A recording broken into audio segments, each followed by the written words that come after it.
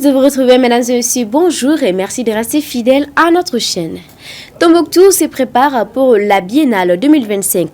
Le 1er et 2 décembre, le ministre de l'Artisanat, de la Culture, de l'Industrie hôtelière et du Tourisme, Mahmoud Dafé, a inspecté plusieurs sites appelés à accueillir l'événement.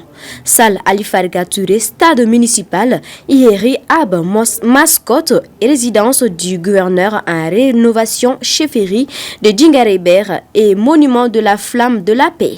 Accompagné du gouverneur Bankou Kanté et du coordinateur Mamari Diara, le ministre s'est dit satisfait de l'avancée des travaux placés sous les thèmes culture, piliers pour bâtir le Mali nouveau. La Biennale 2025 s'inscrit dans l'année de la culture décrétée par le président Assimi Goïta. Une réunion finale avec la commission régionale a permis de faire le point et de renforcer la coordination avant l'événement prévu du 18 au 28 décembre. Le comité de gestion de crise et catastrophes s'est réuni le 2 décembre 2025 sous la présidence du Premier ministre Abdoulaye Maïga pour faire le point sur la situation des hydrocarbures.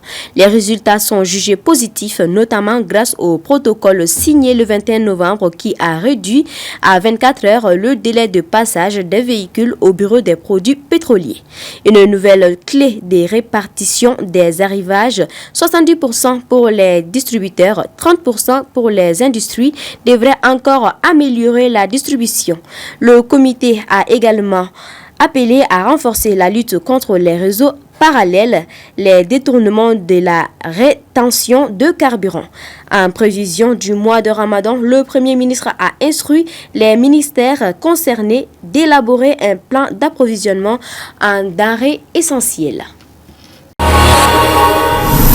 Sur le plan international, l'Algérie doit se tenir ce mercredi 3 décembre à Tizi Ouzou le procès en appel de Christophe Glaise. Ce journaliste sportif français indépendant, mais collaborateur régulier du groupe de magazine Sopresse, est détenu depuis mai 2024. En première instance, fin juin, il a écopé d'une peine de 7 ans de prison ferme pour des faits qu'il conteste. Ses soutiens le présentent comme une victime des tensions franco-algériennes et espèrent qu'il sera innocenté en appel. Terminons par la Guinée-Bissau. En recevant la CEDEAO, le secrétaire exécutif adjoint de la Commission nationale des élections a expliqué que les urnes ne pourraient plus parler parce qu'elles ont été détruites, ainsi que leur contenu par des hommes armés qui ont interrompu violemment les opérations de comptage le jour du coup d'État. Ainsi prend fin ce flash. Merci à vous de l'avoir suivi. Au plaisir de vous retrouver très prochainement sur Maliba TV 1.